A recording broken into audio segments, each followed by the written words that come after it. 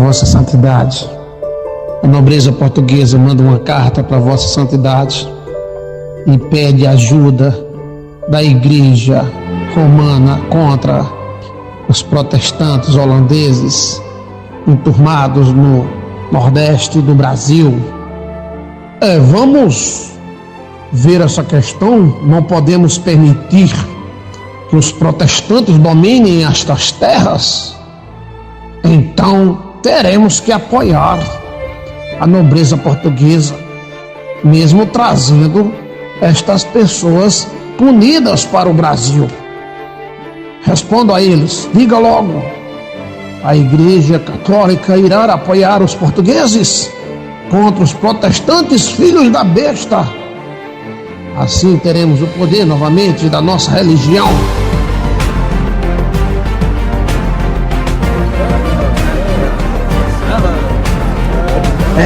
A nossa situação no Brasil está complicada. O governo lusitano deve muito ao nosso governo. Muito dinheiro, muitos canhões, muita mercadoria, muitos navios.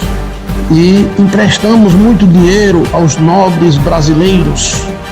Vacas, bois, moinhos, construímos pontes, trouxemos artistas, construímos teatros, mas os lusitanos infiltraram espias entre nós. Estão dizendo que se eles, os nobres brasileiros, apoiarem os lusitanos, não precisarão pagar os empréstimos que nós fizermos aos brasileiros. Isso nos está trazendo grande desvantagem. A Igreja Católica também está incitando os índios, principalmente os tabajaras, contra nós, dizendo que somos filhos da besta, porque não aceitamos a religião idólatra deles.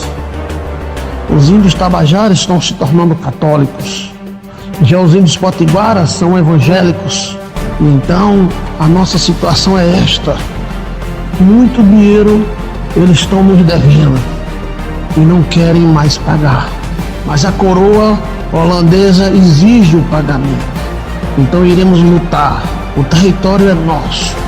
Na Ilha da Madeira já houve várias rebeliões e eles tomaram a Ilha da Madeira.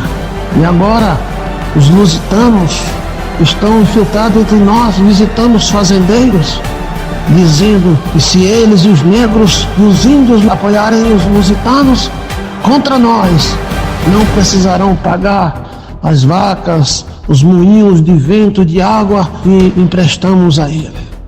Então a nossa situação é de estar entre os inimigos ferozes e qualquer um deles poderão nos atacar com espada, facões. Temos que estar preparados. A situação dos holandeses no Brasil não está boa, mas a coroa holandesa não abre mão do Brasil.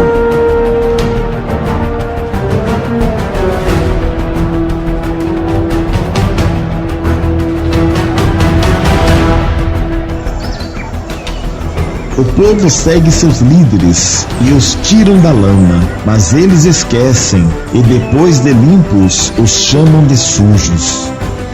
Nós ainda dávamos mais atenção a eles do que os espanhóis e portugueses, que nem mesmo os consideravam.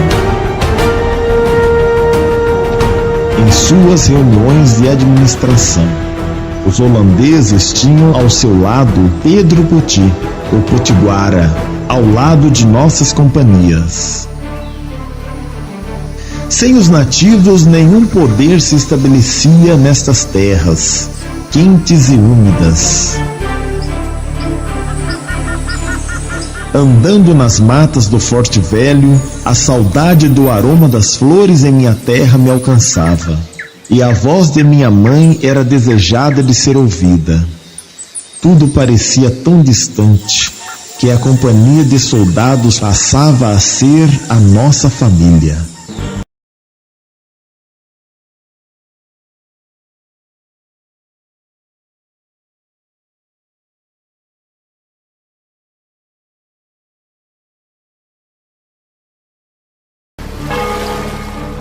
Depois que a esquadra foi embora, nos deixando alguns barcos de tamanho médio e um grande, armas, munições, recebemos as primeiras instruções.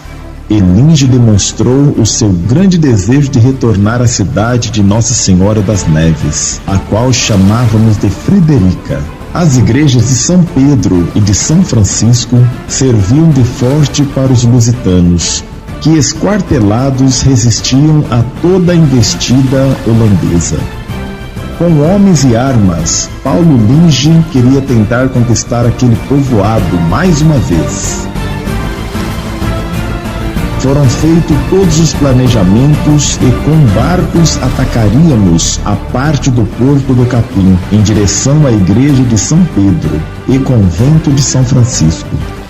Dava a nítida impressão que a retomada cidade de Frederica pelos lusitanos em 1645 afetou a moral e a autoestima de Paulo Linge, que tentava desesperadamente reconquistá-la. Homens, é um grande desejo meu retornar a Nossa Senhora das Neves, a nossa querida Frederica, que foi tomada de nossas mãos. E eu conto com vocês, homens valentes, guerreiros, para conquistarmos de volta aquilo que é nosso. Quem está com a gente? Vamos pegar essa cidade de volta! Vamos! Estamos com o senhor! Vamos lá! Formamos o ataque e de madrugada atacamos o povoado de Nossa Senhora das Neves. Fomos recebidos sobre o fogo cruzado e tiros de canhões que assustavam mais do que acertavam o alvo. A cidade estava deserta. Todos os nobres e simples se aquarcelaram nos mosteiros e principalmente no convento de São Francisco. Das janelas, eles atiravam nossa tropa e em correria procurávamos uma entrada. Eles eram auxiliados por índios da nação que se enfrentava com os índios que nos apoiavam dentro das matas ao redor dos templos. Foi o meu primeiro combate. Nos combates, o pavor vem. Porém, eu me lembrei do que Salles disse: não tenha medo da morte. Respeite ela. Lembre-se, Val Soares, não temas a morte. A respeite sempre, mas nunca temas. A coragem atrai a vitória. Como lutei, e nada me detinha em meio ao combate. Os tiros pareciam passar longe ou eram desviados. Nativos e soldados caíam mediante a minha arma e a minha espada.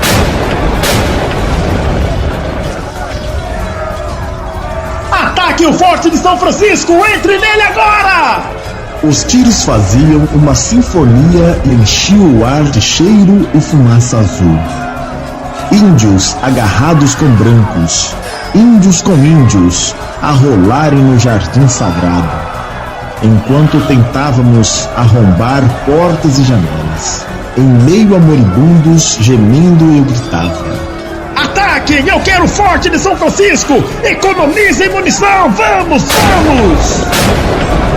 Eles estavam em todos os lugares, nas árvores, por detrás das pedras e barreiras naturais. Homens de guerra e até populares munidos de facões, foices, picaretes nos atacavam com incrível ferocidade. Eles eram rechaçados por nossa tropa, bem treinada e armada. Mas quanto mais matávamos, mais surgiam. Fomos xingados, excomungados de ambos os exércitos, mostrando que existia algo ligado à religião, provocando ódio em ambos os combates. Os esquartelados lusitanos mantinham seu poder nos conventos de São Francisco, Santo Antônio, Igreja de São Pedro e a Igreja da Misericórdia. Os carmelitas em seu convento também davam sustentação a esta resistência. Existiam túneis entre esses prédios e vasta armazenagem de comida e água. Antônio de Albuquerque, auxiliado por Matias de Albuquerque, no Recife, sempre resistia ao ataque provocado pelos holandeses. Mas eu queria esta vitória a qualquer custo e forçava a tropa a atacar sem piedade. Finalmente achamos uma passagem do lado leste da fortificação, que foi aberta através da força, e entramos, apoiado pelas armas, e houve grande combate em frente ao altar principal. Eu ordenei a entrada de todos os soldados, pois a tomada do forte templo de São Francisco representava a retomada da cidade de Nossa Senhora das Neves.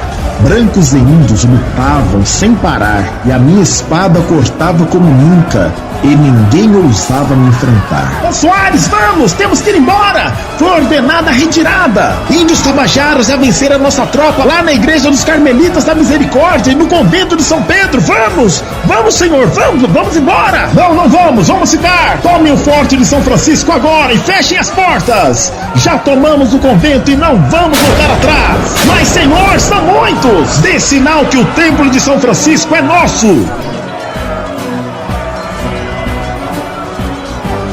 Parecia que tínhamos vencido, e a tropa que estava em retirada foi chamada de volta.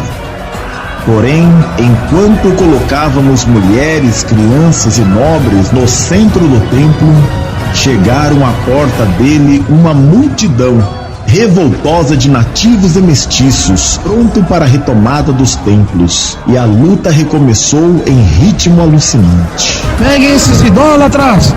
Olha, os filhos da besta estão atacando! Sim, são idólatras mesmo! São idólatras, filhos da besta! E vamos acabar com eles! Os filhos da besta são os idólatras! São religiões do diabo! Vamos pra cima!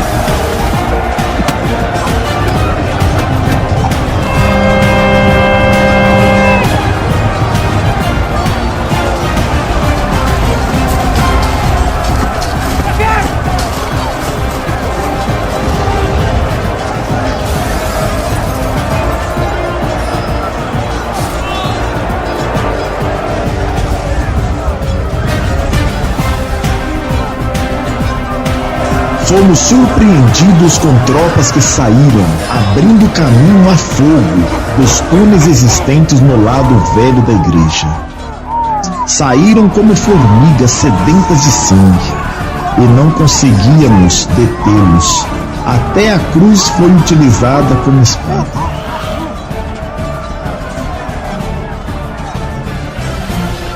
Senhor, eles estão quase arrombando a porta dianteira e existe uma multidão ao lado oeste do templo. Mantenham a resistência, mantenham!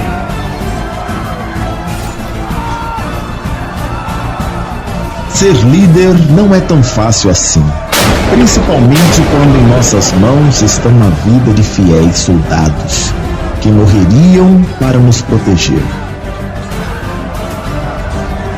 Na vida temos que admitir os fracassos para que eles não nos consumam. Admitir um fracasso talvez seja a melhor maneira de anulá-lo e nos proteger de um próximo vacilo.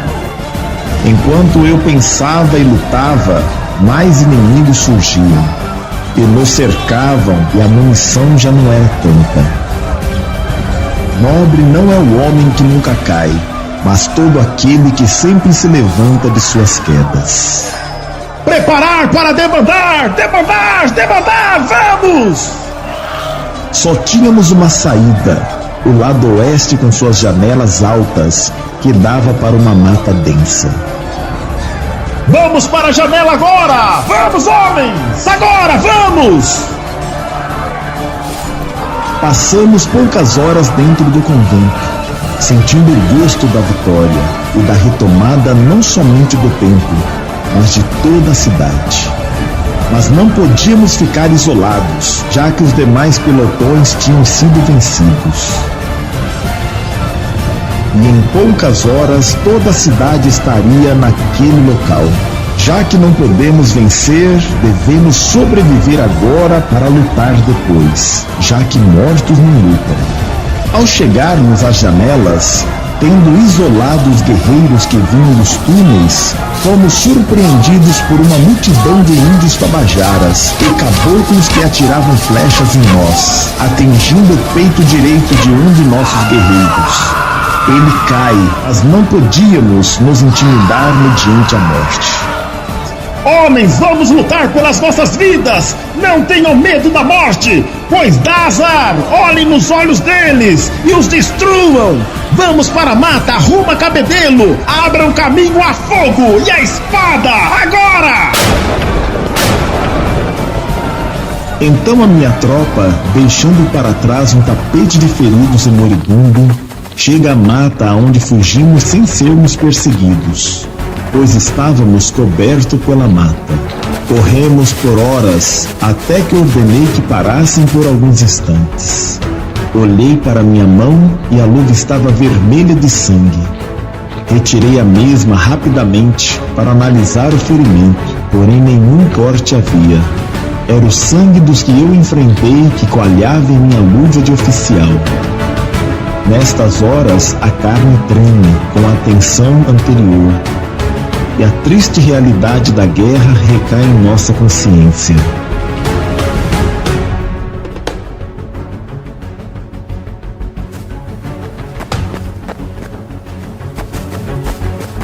Ao meu lado, índios potiguaras e soldados exaustos, famintos e com alguns ferimentos. Eu tinha perdido vários homens, mas o estrago no exército inimigo foi nítido. Mostramos a nossa força. Mas na guerra não existe vencedores, existem sim aqueles que menos perderam. Na guerra todos somos vítimas. Vamos, soldados, para o forte de Santa Catarina! A marcha passou a ser lenta e dolorosa, e como um cão ferido, voltamos para casa. Ao chegarmos ao forte, a ponte baixou para uma tropa que trazia em seus ombros o peso da derrota. Mas o rasgo na alma para ele não havia remédio.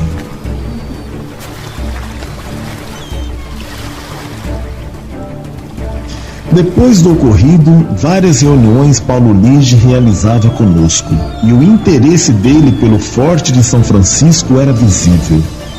Ele era capaz de arriscar a segurança do forte para conquistar a cidade de Nossa Senhora das Neves. Passamos a realizar expedições interiorana com a intenção de agrupar novas tribos indígenas para fins militares, já que ele era um tropeiro antes de se tornar um oficial português.